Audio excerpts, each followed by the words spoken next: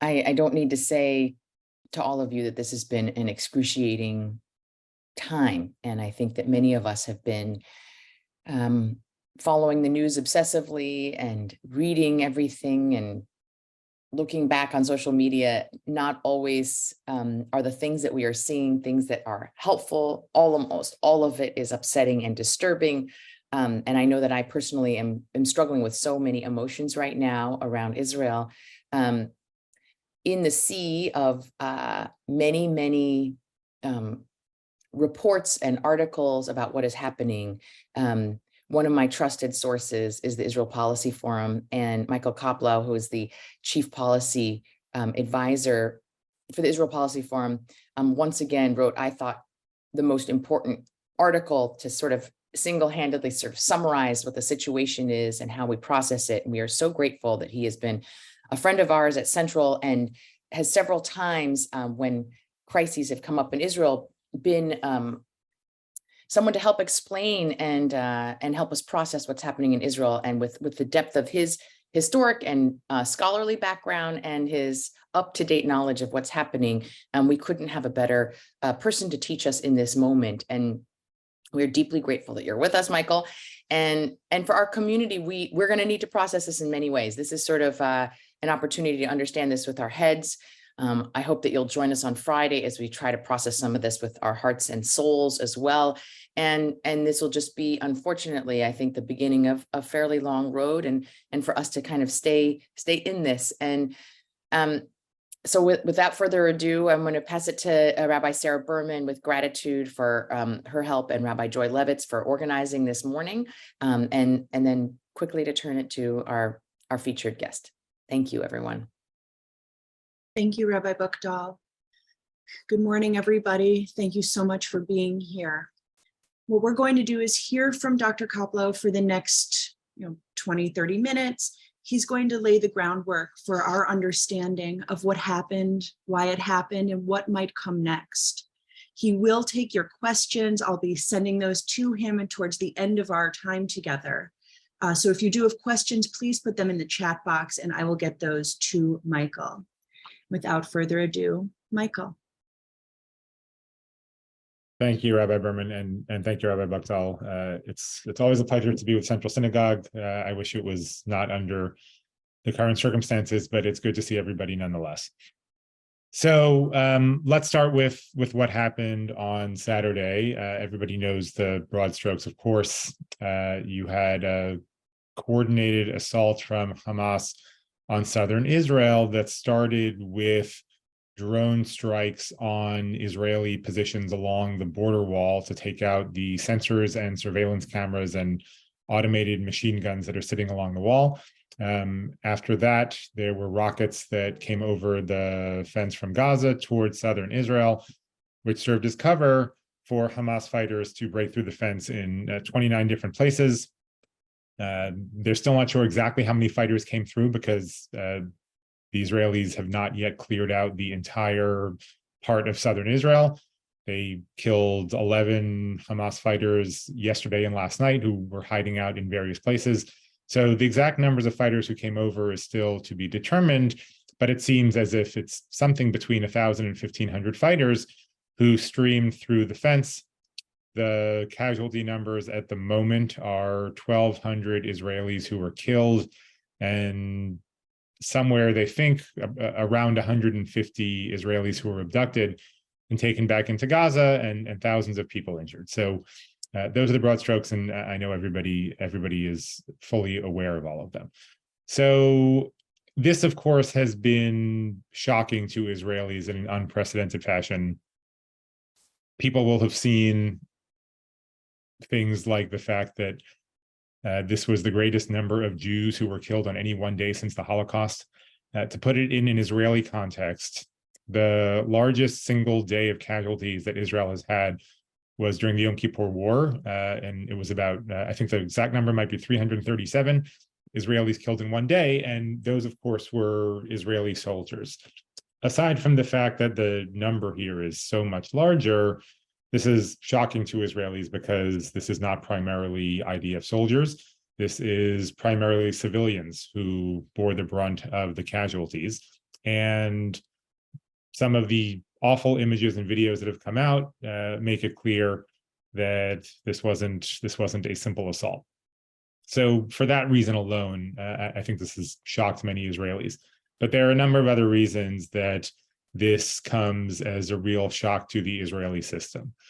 One is that there was a determination on the part of the Israeli political and security establishment for about 15 years now, and within the analyst community, and I very much include myself in this group, where people thought that Hamas and Israel had come to something of an uneasy détente. And the theory was that as Hamas over time had to deal with governing Gaza and its 2.3 million people, its calculations had shifted. And while it, of course, still remained a terrorist group and still was under the sway of Iran and still wanted to kill Israelis, there were other considerations involved because of its role in ruling Gaza. And that led to a policy that's been in place for almost 3 years, whereby the Israeli government worked to improve the economy in Gaza and open things up on the theory that if you improve the economy, that would also create pressure on Hamas. One, because ordinary Palestinians would have a better quality of life, and that would be seen as something that stabilized the Gaza Strip. But second, in terms of pressure on Hamas, when people have something to lose, then they don't want to lose it. And improving the situation in Gaza was thought to be a way of creating bottom-up pressure on Hamas to not go and completely light southern Israel on fire. And that, of course, turned out to be tragically wrong. And as I said, I am absolutely in the group of people who got this wrong. And so I think for many Israelis and the Israeli establishment in general, the fact that Hamas has turned around and done something that people really did not see coming has been a surprise. Another reason that this has been a shock to Israelis is that the type of attack that is launched with rockets and then fighters infiltrating the border is something that Israelis have been deeply concerned with now, probably at the very top of Israel's security threats for at least 5 years. But it was thought to be a threat that would come from the north, from Hezbollah, and not from Hamas. And that really impacted Israel's security posture. One of the devastating things that we've seen in the wake of Saturday's attack is that southern Israel was woefully unprepared. And part of that lack of preparation is because this type of attack was supposed to come from the north. And as I'll get to, it may still, but because it was not expected to come from the south, it meant that you did not have very many troops along the border with Gaza. The Gaza border fence is comprised of effectively 2 different layers that were built in the last few years and have cost billions of dollars. One layer is above ground, and above ground, you have 2 fences, one that is right on the green line, the internationally recognized border between Israel and Gaza, and one that is about 100 yards inside of Gaza, and with a berm in between them. And those fences, for the most part, are not walls, they are fences, and they are equipped, or I should say were equipped, with all sorts of high-tech equipment, sensors and high-resolution cameras and remote control operated machine guns.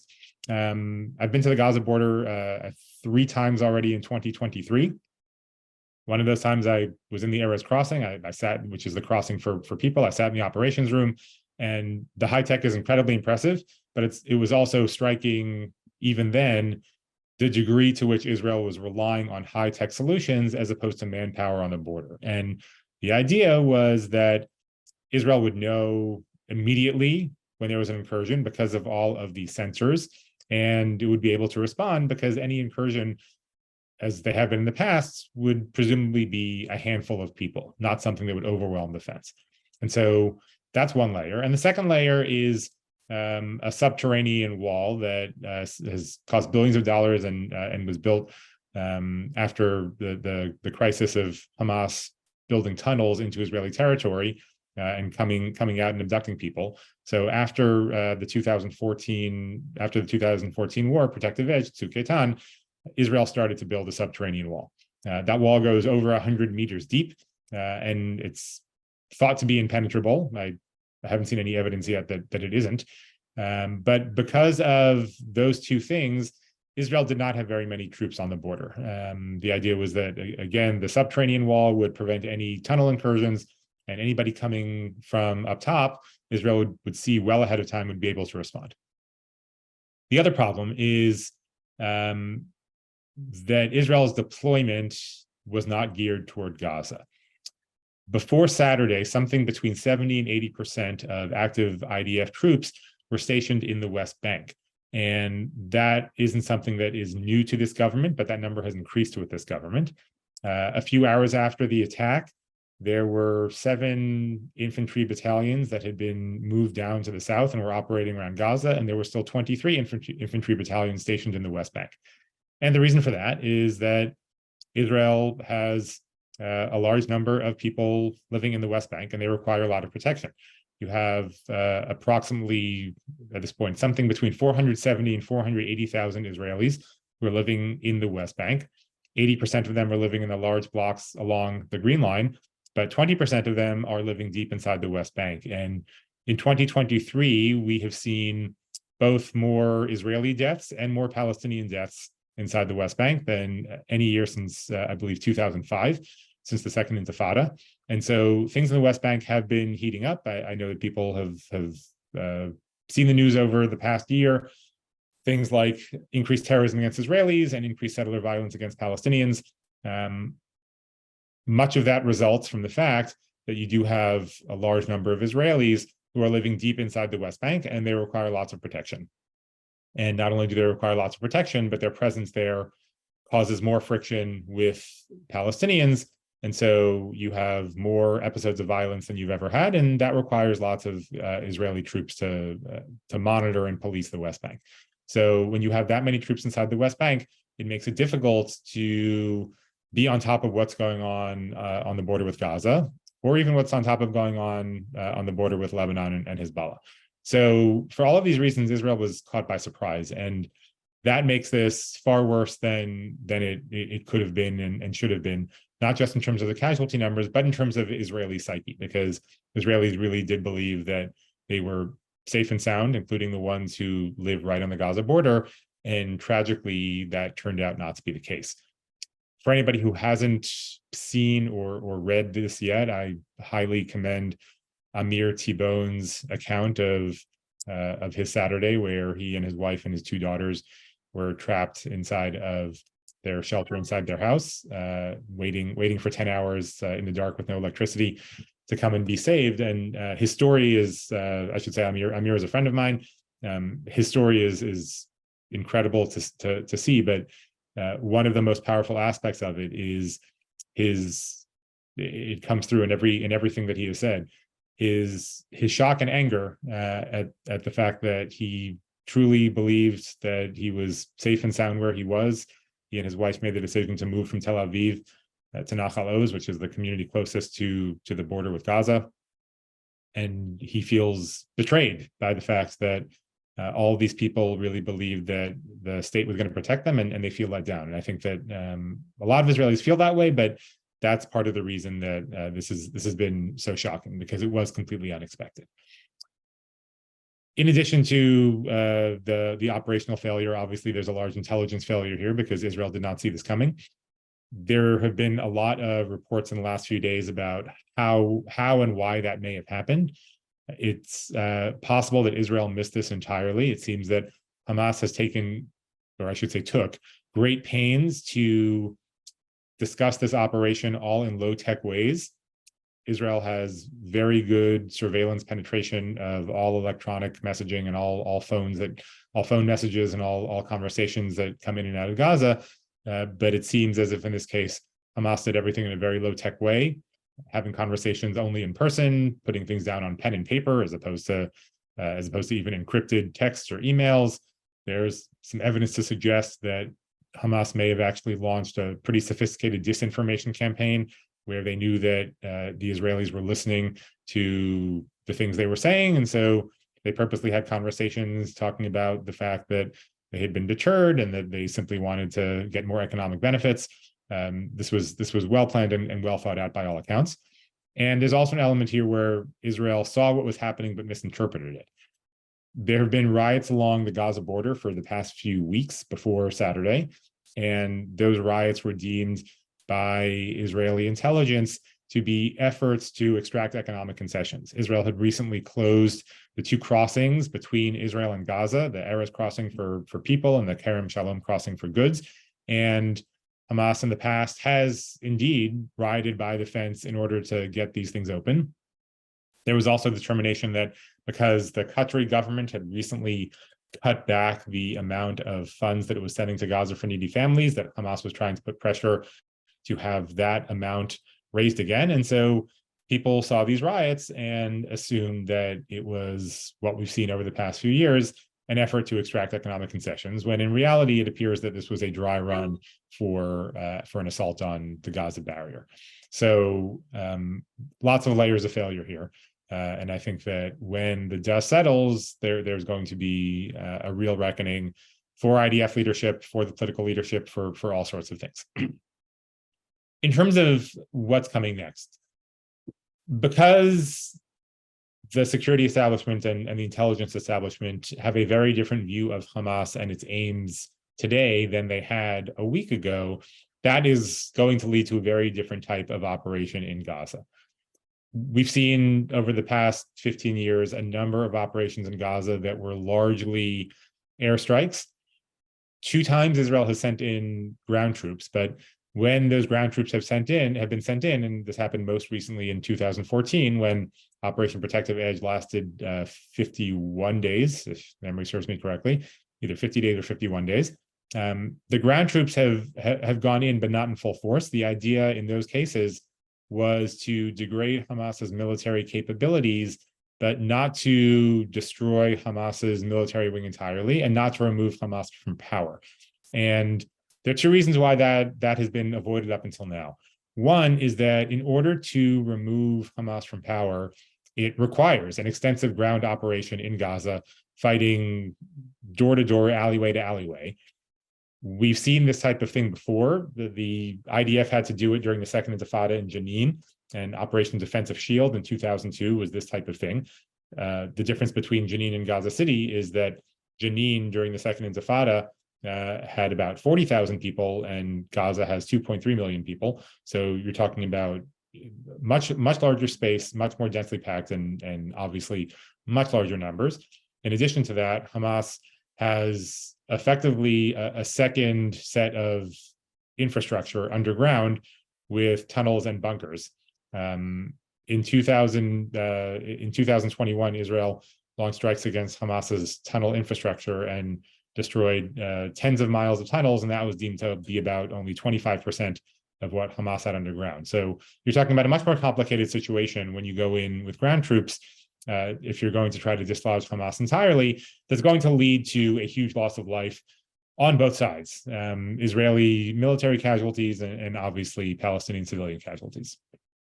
The second reason this has not been done up until now is that the Israeli government had a policy that for a long time went unspoken, but actually Prime Minister Netanyahu and Finance Minister Smotrich and others have spoken about it openly over the past few years, which was to keep the Palestinian political polity divided, meaning keep Hamas in power in Gaza in a weakened state, and also keep the Palestinian Authority in power in the West Bank in a weakened state. And the reasoning for this, and you can find clips of both Prime Minister Netanyahu and Bezalel Smotrich, video clips of them talking about this directly, if you're so inclined. The theory was that if you had the Palestinian Authority back in control in Gaza, and the West Bank and Gaza were united under the PA, then Israel would have no choice but to enter into some sort of peace negotiations.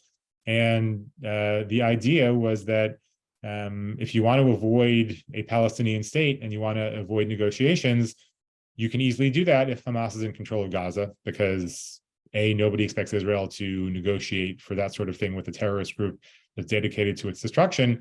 B, Hamas doesn't actually have the goal of establishing a Palestinian state alongside Israel. And C, you can always say that there's no point negotiating even with the Palestinian Authority if it's going to be a deal that only applies to the West Bank. And so there was an Israeli government policy to maintain Hamas in power in Gaza in a weakened state where it couldn't militarily threaten Israel, but where its rule over Gaza was not imperiled. Both of these elements, I think, now go out the window, because in light of the awful carnage inside of Israel, I don't think that this Israeli government or any Israeli government is going to be satisfied with simply degrading Hamas's military capabilities. The Israeli government has not yet said precisely what its aims are, but the maximal aim would be to remove Hamas from power entirely. I think the minimal aim would be to eliminate Hamas's military wing. So either of those things is going to require some sort of large-scale ground invasion of Gaza.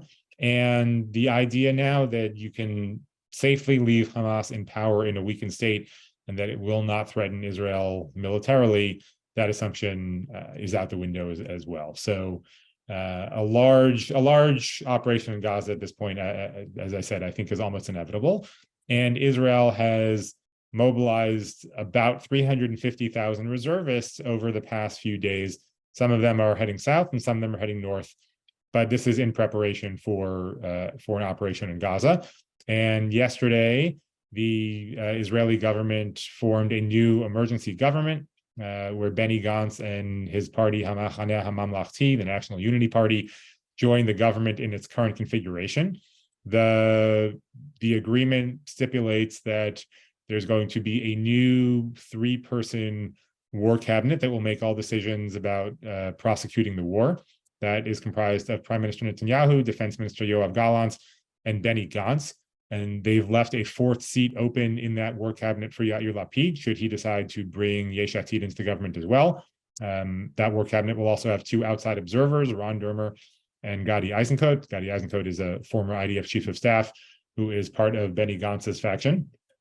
In addition to Benny Gantz and Gadi Eisenkot, three more ministers from Hamachaneh HaMamlachti are going to be joining the security cabinet, which under Israeli law is the decision-making body for military operations. And in addition, they have all agreed that as a condition of Benny Gantz bringing his 12 MKs into the government, while they are in this emergency cabinet, there aren't going to be any new legislation that the Knesset takes up, and there aren't going to be any new regulations that the government takes up that are not directly related to the war. So this way, Benny Gantz can come into the government, and it will not be seen as lending his voice to some of the things that the government was doing ahead of time. All of those are suspended, and it's only going to be for the duration of the war. So that's the situation with Gaza. Now let's turn to the north, because I think that's actually the more worrisome and potentially more dangerous front. As I mentioned earlier, the type of attack that we saw on Saturday has long been anticipated coming from Hezbollah in the north. But if that happens, it's going to be of much greater magnitude. Hamas has fired, I think the most recent count is either 5,000 or 6,000 rockets at Israel since Saturday. And most of those rockets have been in southern Israel. Some of them have can reach Tel Aviv, but it's limited to that part of the country.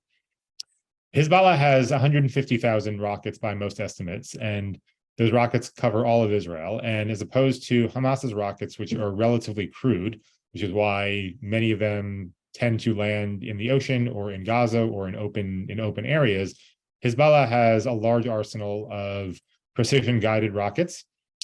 Much of that is technology that they don't produce on their own, but have gotten from Iran.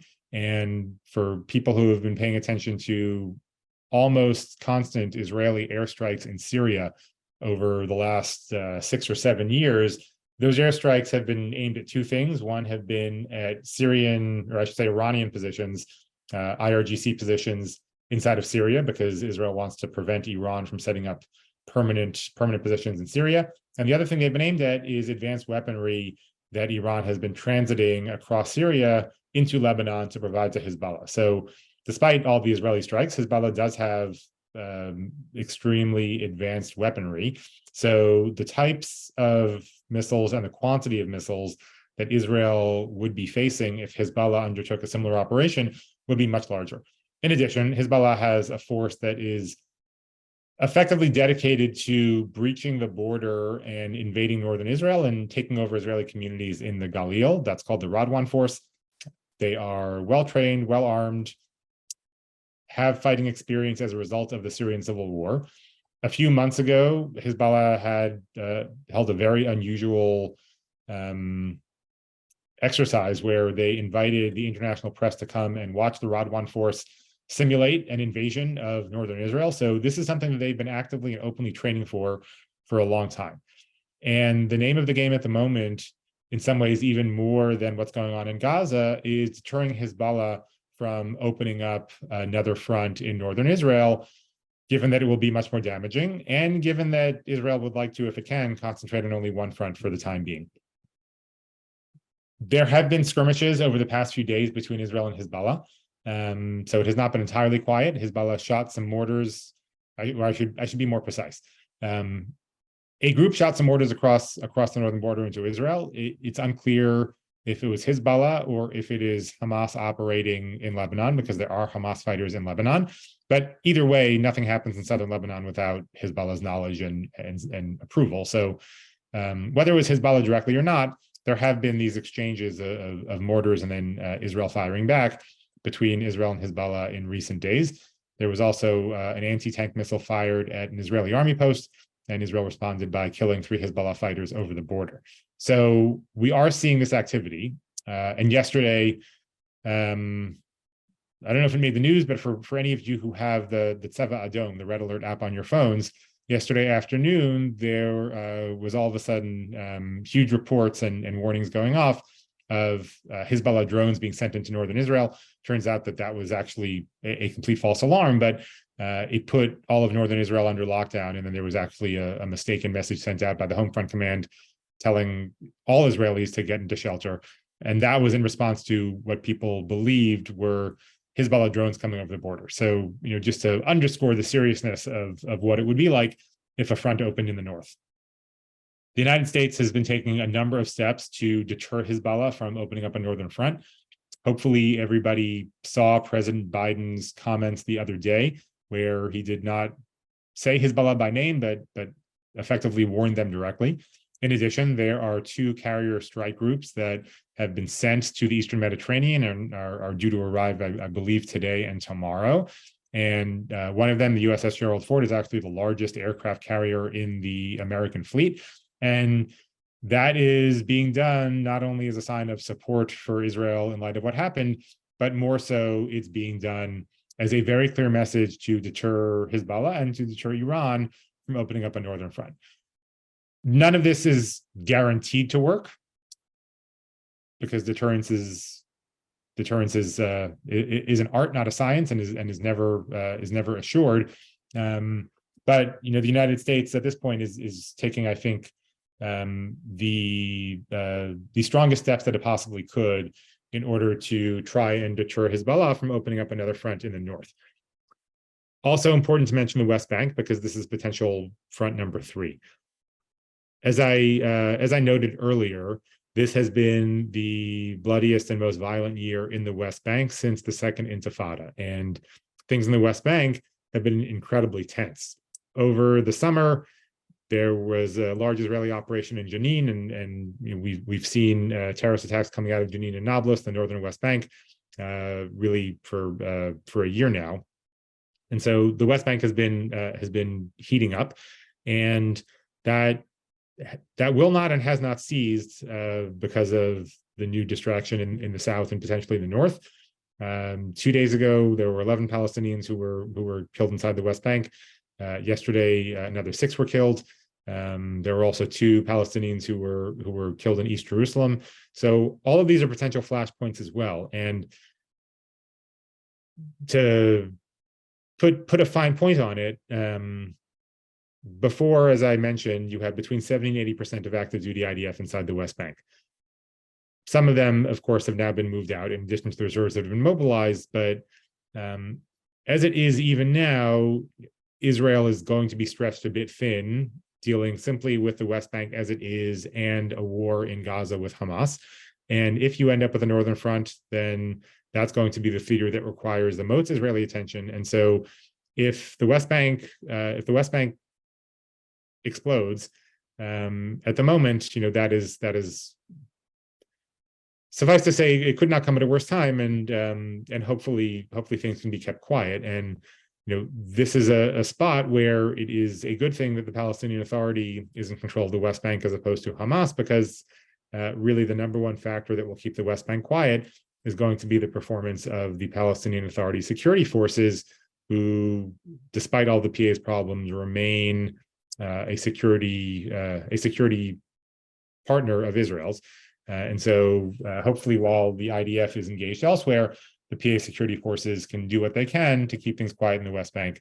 But obviously, that's going to be difficult, particularly if, I shouldn't say if, because I think, unfortunately, it's going to be a matter of when the numbers of Palestinian casualties start to really rise. That, of course, tends to make things more difficult and cause unrest in the West Bank and in East Jerusalem. A couple of other things to note, and then I'm happy to go to questions. I've had a lot of questions over the past few days about how this is going to impact normalization between Israel and Saudi Arabia, and how it's going to impact the Abraham Accords. 3 years ago, when the Abraham Accords, or 3 years ago in 1 month, when the Abraham Accords were signed, there was this idea that not only were the Abraham Accords a wonderful thing on their own, but that they could be in some ways a substitute for an agreement with the Palestinians. And in the past few months, as talk about normalization between Israel and Saudi Arabia has really heated up, we've seen this again, including from Prime Minister Netanyahu, who, when he spoke in front of the UN last month, talked about a normalization agreement with Saudi Arabia as being something that would on its own lead to peace between Israelis and Palestinians.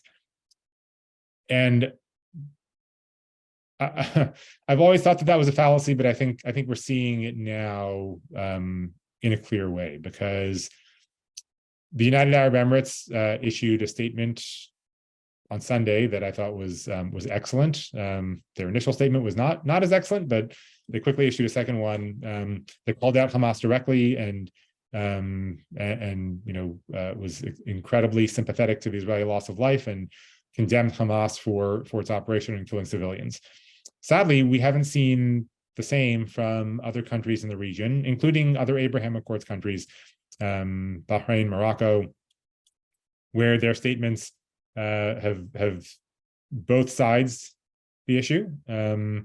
Talked about loss of life on both sides without identifying what happened to Israel and to Israelis on Saturday. And then we've seen statements that go further, and the Saudi statement was in this category, the Qatari statement as well, that not only did not call out Hamas, but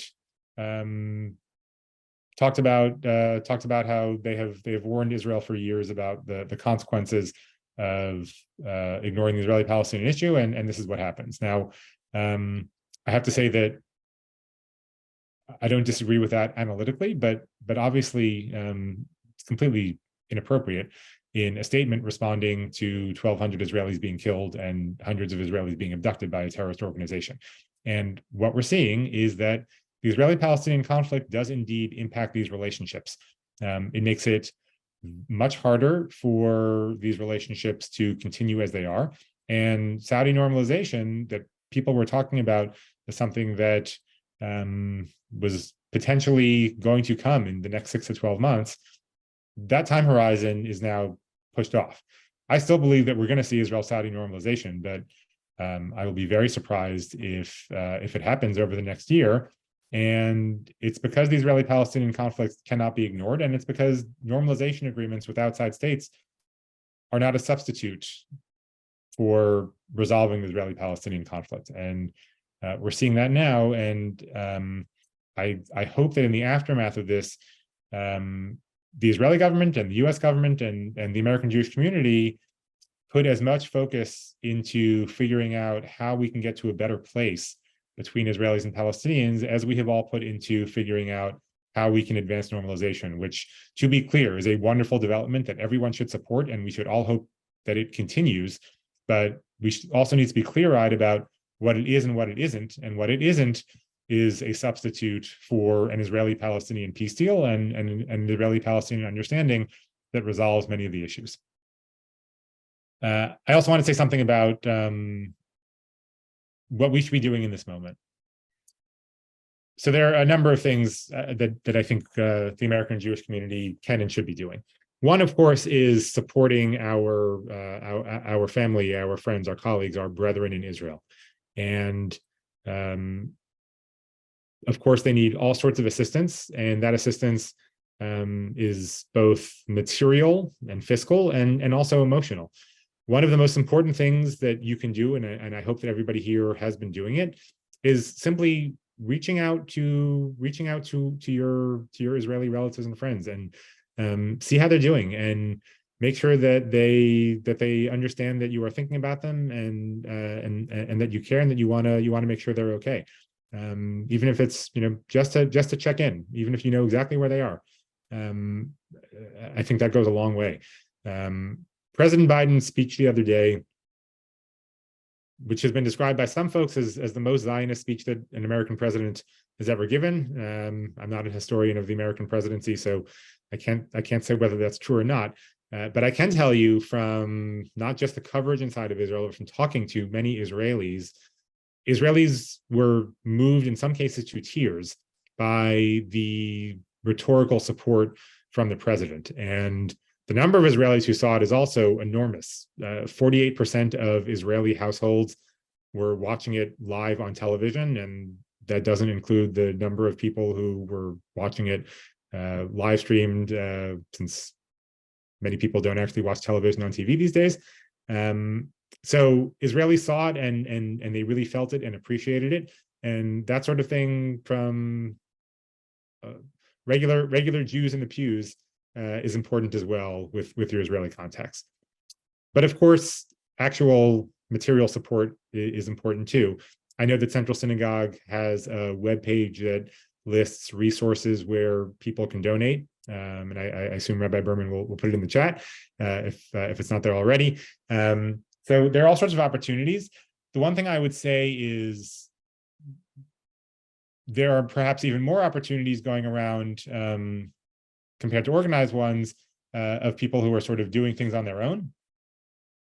I know that I've gotten so many requests from people who are launching their own fundraising campaigns or GoFundMes, and all of those are well-intentioned. The thing I would say is it's better to go through an established organization, and the reason is that established organizations who are working directly with the IDF and the Israeli government and who have a history of doing so will know where to direct money and supplies the best, but also will have a better sense of what is actually needed and what can be used. There was something that happened yesterday. People may have heard this, that there was a drive to buy bulletproof vests for Israeli soldiers, and they were bought and purchased and put on a plane and sent to Israel. And it turns out that none of them can be used because they were black bulletproof vests, and the IDF needs green bulletproof vests, and that's what they can use. So it's an example of incredibly good intentions that don't necessarily translate into helpful action. So I would just urge people, if you're going to donate, do it through an established, vetted, verified organization. And if you want to donate to some of these smaller, more personal initiatives, do some due diligence first and just make sure that what's being sent is in response to an actual request from an official body, as opposed to something that you think Israelis might need, but that may turn out to not be as useful. Second, there's obviously a political role to play here. The administration and Congress are rock solid on their support for Israel. the two carrier strike groups have already been sent. The first plane load of American munitions has already landed inside of Israel to resupply the Israelis. Hopefully, the chaos inside of Congress with the absence of a speaker will not hold up significantly any spending, emergency supplemental spending that gets appropriated. But it's also just important, even though I have no doubts about U.S. support for Israel in this time, it's still important that we speak out and that we make sure our elected representatives know how important it is to us to support Israel in this time. And again, I think that they all know that message, but it's always good to reinforce it. And then lastly, and with this I'll end, because I want to make sure that I have time for questions. I have been dismayed. I've been dismayed at the support that Israel and the American Jewish community have gotten from the larger world. There are many places where we've seen people support Israel and American Jews, and there are some places where we've seen people fall very badly short. And one of the most difficult things that I've encountered over the past few days have been folks in the American Jewish community who identify as being on the progressive left, who have spent years building bridges with progressive allies, who have spent years working on peace building between Israelis and Palestinians, who feel betrayed by people who they believed were their partners and believed were in their corner, and who they see now cannot bring themselves to openly and clearly condemn an atrocity, which shouldn't be a problem, even if you are somebody who wants to see full and complete justice for Palestinians. And by the way, I put myself in that category. Shouldn't be that hard to call out evil and atrocities where we see it. And I think that we've seen far too many organizations and people fall short. And it's important for us to call that out and to stand up for the fact that if you believe in human rights, Israelis are humans, and they deserve the exact same level of human rights as anyone else.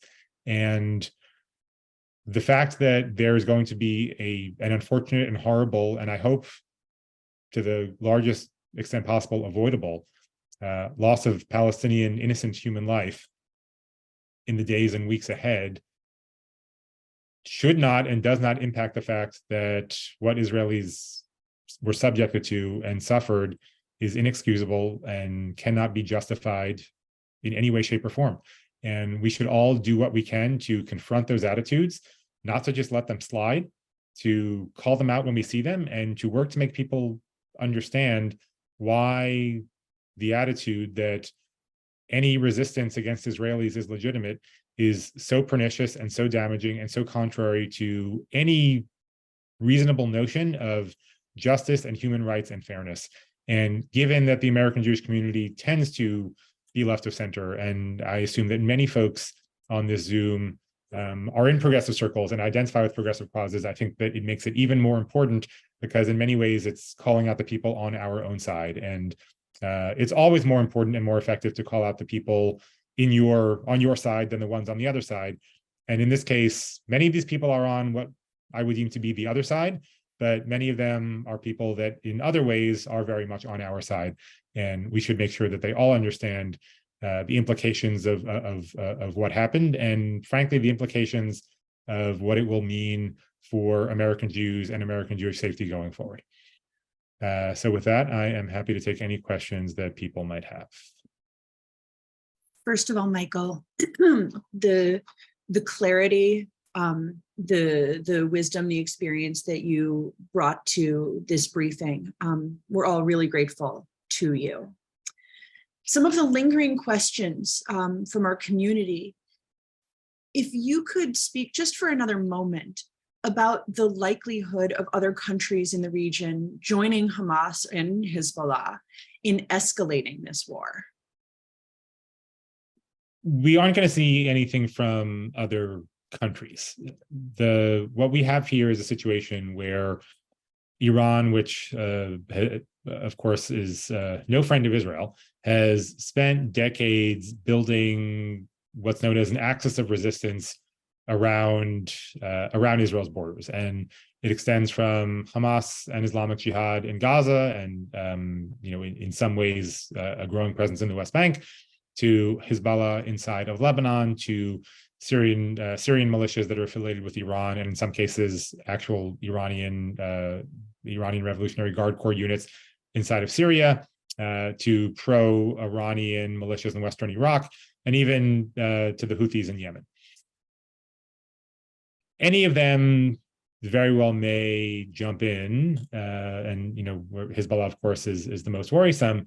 But there's an outside chance. I don't put a large percentage on it, but there's an outside chance that Iran would become involved directly.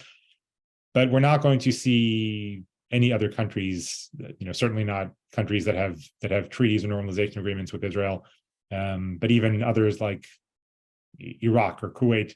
We're not going to see them jump into this. This is going to be confined to Iranian proxies, and that's the one big factor in which Israel, now versus let's say 1973, is in a much better position, because the fear of states in the region invading Israel and overwhelming it is not that fear is non-existent at this point, I think when people talk about, will Israel be overrun? The answer is no, it's not going to be overrun. Even if it ends up dealing with three fronts at once, you're not dealing with countries with large armies that can go in and overrun Israel and push them into the sea. But you are dealing with extremely capable non-state actors who are being trained and armed and funded by Iran, and they can do a lot of damage. So, it's still obviously a very tense and fraught days and weeks and months ahead that we're looking at, but we're not going to have other states jumping into this. Excuse me, I'm going to ask a question about the borders before going to Rabbi Buchdahl's question.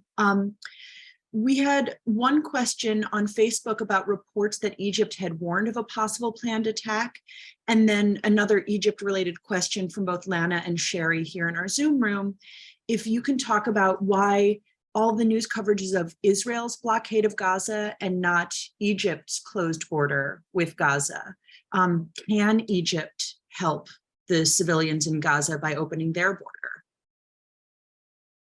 On the first question, there have been reports that Egyptian intelligence warned Israel about a week ago that they had wind of something big coming from Gaza. They weren't sure exactly what, and that those warnings were not heeded. It seems that yesterday that was confirmed by U.S. officials, that a warning was passed along. It's unclear whether the warning made it to Prime Minister Netanyahu or not, but it does seem as if the Egyptians had wind of something and passed it along. And this goes to something I said at the beginning in terms of Israeli intel and whether they saw what was coming and misread it, or whether they missed it entirely. This may be a case of them seeing what was coming but misreading it and assuming that whatever Hamas was planning wasn't something along this scale or along these lines. But it does seem, based on the reporting, as if Egyptian intelligence did pass something along. And one of my colleagues, Nimrod Novik, has indicated publicly that he has heard something similar from his own Egyptian interlocutors. The question about the border. The reason that Israel gets more heat for the Gaza blockade than Egypt, there are a couple of reasons. One, I think it's fair to assume that there is something of a double standard going on here. Part of that may be an unfair double standard that is applied to Israel, and part of it may be because Israeli policies toward the Palestinians generally, not only in Gaza but in the West Bank, are seen by many people as being overly harsh and onerous. And so Israel, even though it is one of two parties that sits on the Gaza border, because of Israel's wider policy toward the Palestinians and Palestinian sovereignty and Palestinian statehood, that makes it difficult to treat Israel the same way as one would treat Egypt when it comes to the Gaza issue. The second reason is that Israel has a lot more control over what happens in Gaza than Egypt does. So there is one crossing on the Gaza-Egypt border, that is the Rafah crossing, and that crossing tends to be more open than the Israeli crossings at Erez and Kerem Shalom. In addition, the naval blockade is an Israeli initiative entirely, not an Egyptian initiative. The list of restricted things that can go into Gaza and come out of Gaza in terms of ordinary goods are Israeli restrictions, not Egyptian restrictions. So while it's certainly accurate that both Israel and Egypt are enforcing a blockade of Gaza and have been, the Israeli blockade is much more complete. The Rafah crossing generally tends to be open every day for a limited number of people. At the moment, it seems as if it's open for 2,000 people a day to leave Gaza. And in addition, the Rafah crossing has been rife with smuggling for a long time. Some of that is tunnels that go under. Some of it reportedly is Egyptian intelligence and security that control the crossing, taking bribes in return for letting people or goods in and out. So it's a much more porous crossing. And even though Egypt is, as I said, enforcing restrictions and enforcing a blockade, it's not as complete as the Israeli one. And then lastly, I think I'd said two, but now as I'm talking, I have a third reason. The third reason is that we never see Egyptian military action inside of Gaza. We see, of course, Israeli military action inside of Gaza, and again, for good reason, but I think it's difficult to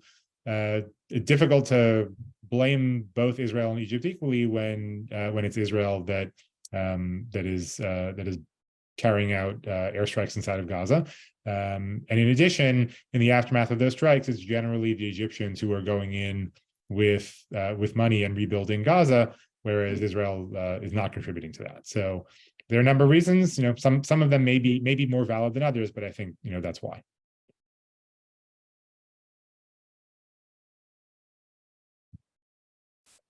Sorry, everyone, you're on mute. Yep. I'm going to turn to Rabbi Buchdahl's question. If you can speak to your response about the quote unquote global jihad threat for this Friday. Yeah, so there are these reports, shouldn't say reports, Hamas has Khaled Mashal, former head of Hamas, has called for a global jihad tomorrow. It's unclear exactly what that will mean and what that will look like. His comments indicated that he was calling for it in Arab and Muslim countries, but of course, people are worried about it here. I can just talk about what I've heard and what I know my local institutions are doing. What I've heard is that there are no specific threats against American Jewish institutions, American Jews. Of course, we should always all be vigilant, always, as we sadly know from experience. And I'd say that becomes even more important when you have fighting between Israelis and Palestinians, and particularly operations in Gaza. Those are times where we have seen upticks in anti-Semitism in the United States against Jews and Jewish institutions. But from everything I've heard, there are no specific threats against American Jews or against shul schools or anything like that. I'm the past president of my shul, and my wife is the current president of my shul. So I know what my shul is doing here in Potomac, Maryland, and we will have I think an extra policeman on Shabbat, and our local security team we'll have it has many volunteers. We'll have more of them on duty, but we are not closing or telling people not to come to shul.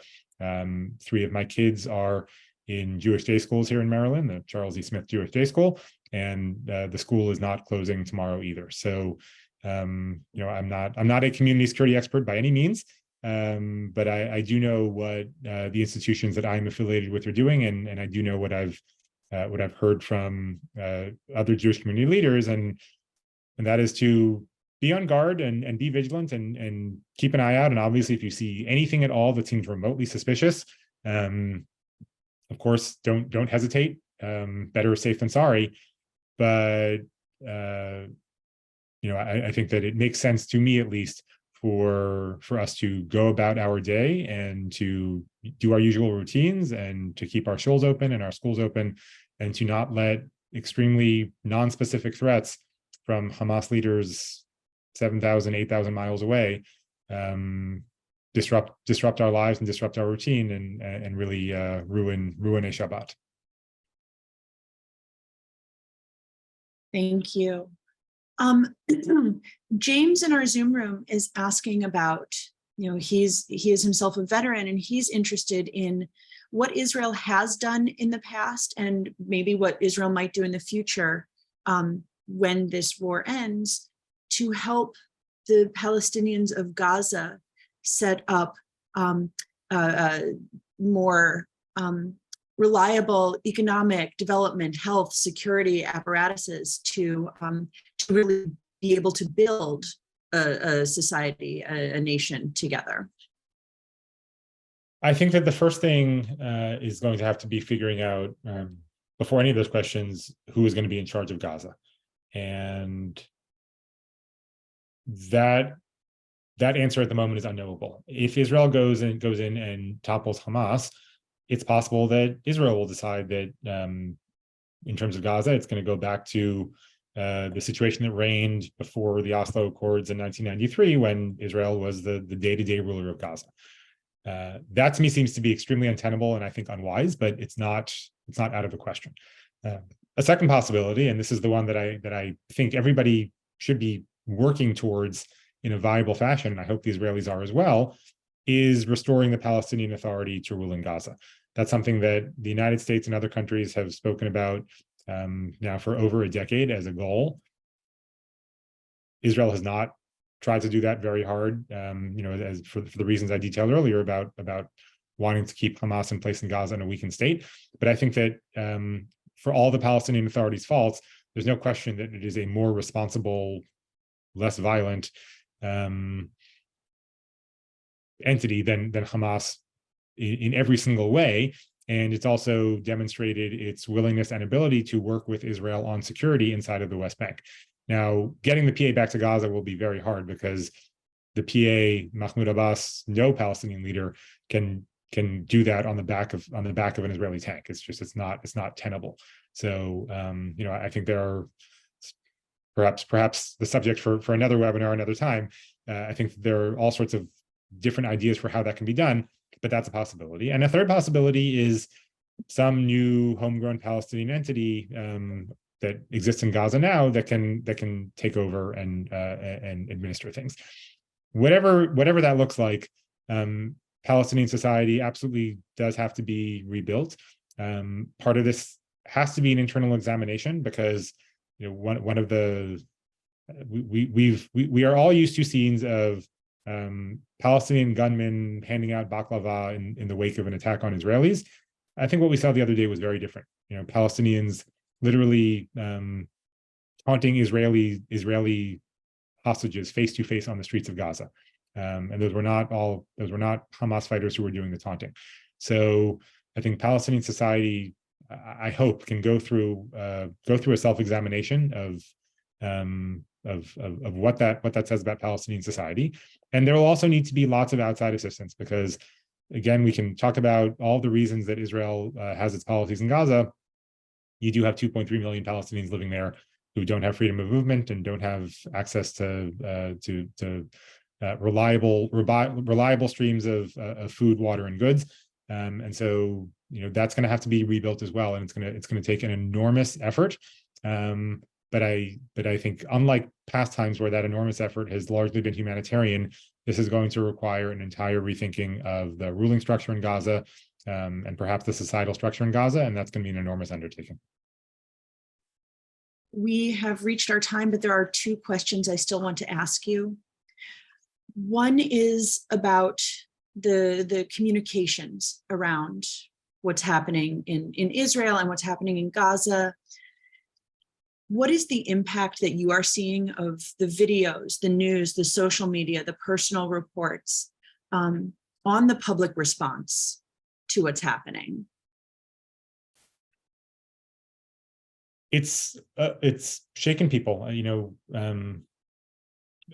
If you haven't seen some of these videos on social media, if you have the stomach for it, seek them out because they're shocking. And I think that the shocking aspect of them is terrible, but also useful in sort of concentrating the mind. And it's had a huge impact inside of Israel, where these are being circulated even more so than they are here.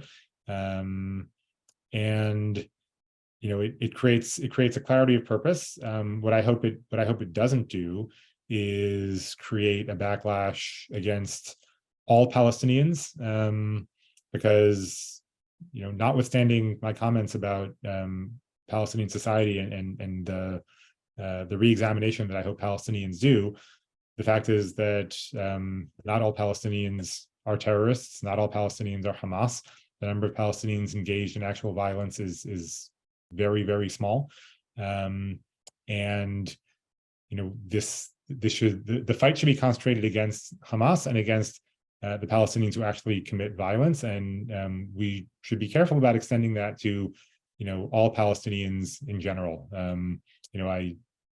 I'm very careful in my own language to talk about going after Hamas as opposed to going after Gaza, or teaching Palestinians a lesson. I think that none of that is appropriate, and all of it will cause more damage in the long term. And so it's important to absorb these images and frankly absorb the rage, but channel it into where it should be channeled, and don't let it consume everything else.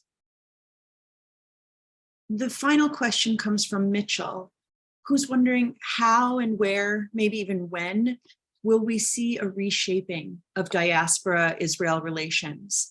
They've been changing over the last decades, and this feels like a real moment of possible transition.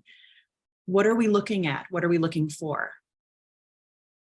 I think that they've already started to be reshaped in a deep way as a result of the Israeli government and judicial overhaul and the response from Israelis and from American Jews.